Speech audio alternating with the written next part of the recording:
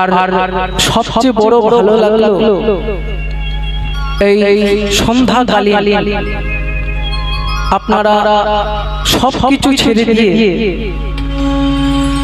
এমন হরিবাসরে এসে বসেছে। এ দেখে বোঝা যায় যে এখনো চাঁদ উঠছে, এখনো সূর্য উঠছে, কিন্তু কাদের জন্য উঠছে?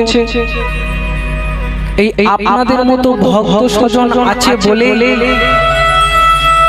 এখনো চাঁদ উঠছে, এখনো সূর্য উঠছে। মহাপ্রভু দিকে দিকে হরিনাম প্রচার করেছিলেন, কিন্তু আপনারা যদি হরিবাসরে না আসেন তাহলে হরিকথা হবে না।